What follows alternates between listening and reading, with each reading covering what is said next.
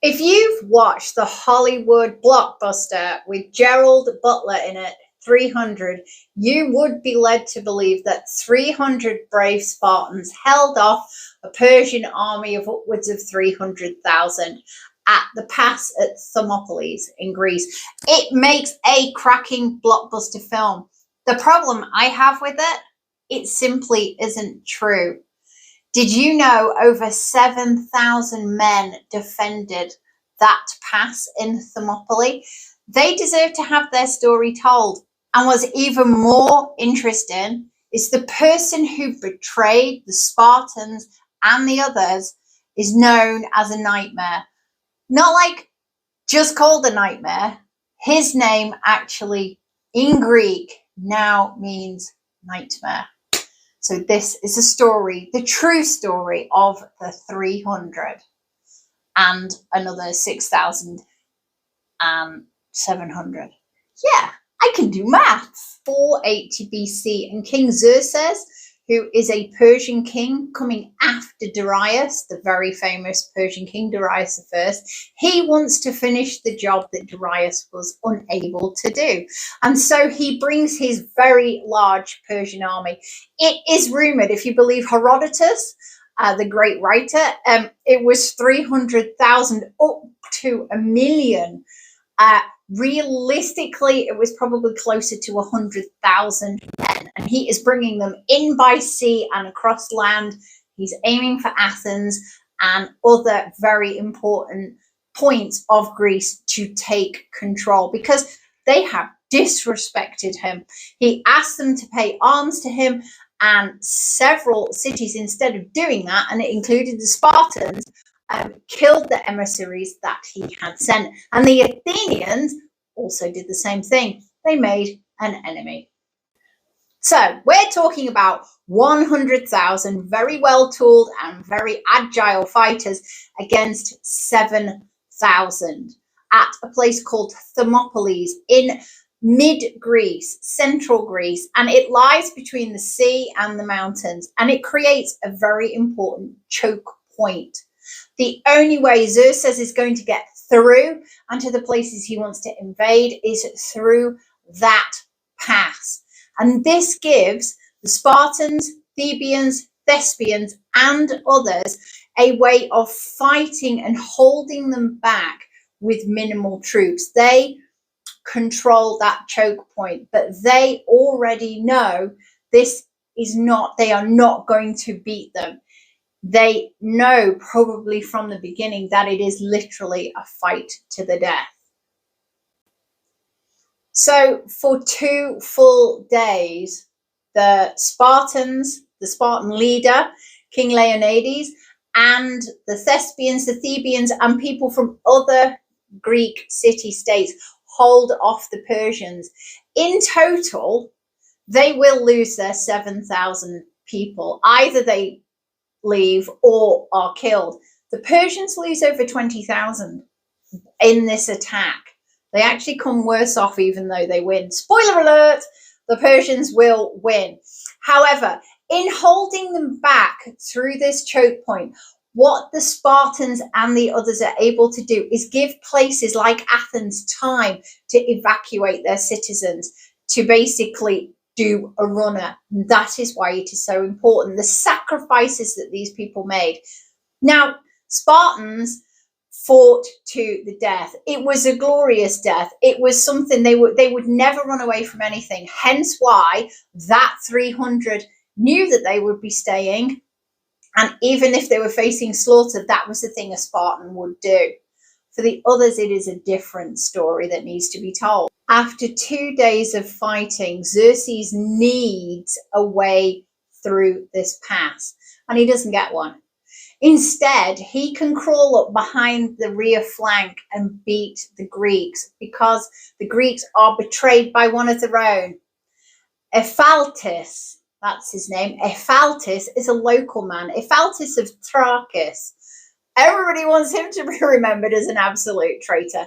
He knows that there is a mountain pass that loops around and behind So you can basically sneak around and behind. And he goes to Xerxes and he sells the information for a price. Nobody can find details of what price, but he sells it for a price. The Persian troops move under cover of darkness and are able to overwhelm the rear flank. And this is very important because on day 3, this turns completely the tide of this conflict. And what is interesting is Ephialtes is now a Greek word that means nightmare. It did not before. Some books will say, oh, it's the old Greek word for nightmare. No one's going to christen their kid Nightmare. What happened is this guy betrayed an army, betrayed his own people for money, and his name, Ephialtes, if you look it up, it means literally nightmare, and it is a name synonymous with being a traitor. A bit like for Christians, we would have Judas. So we're into day 3, and the rear flank is compromised. Leonidas knows what is coming.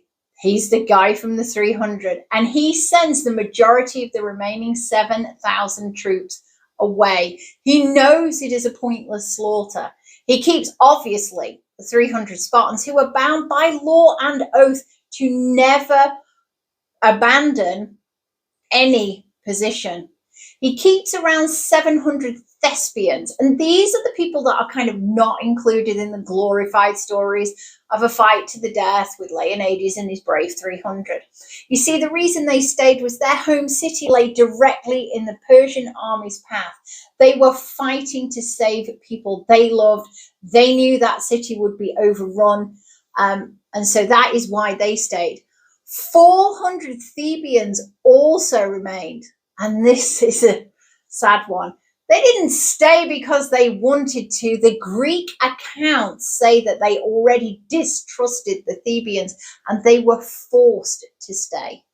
And let's be quite clear, they all died.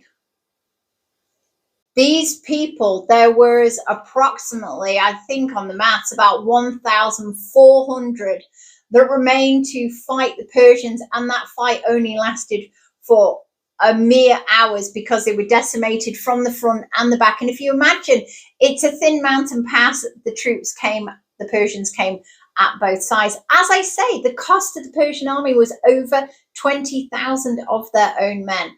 Xerxes came through, he continued in, he was able to sack the cities. However, in delaying and giving up their own lives, every single one of the men that did this bought time for the people that they loved and their kinsfolk to escape from the marauding Persian army. And actually, the Spartans and the rest of Greece went on to win against Xerxes. So even though he won this battle, he did not win overall.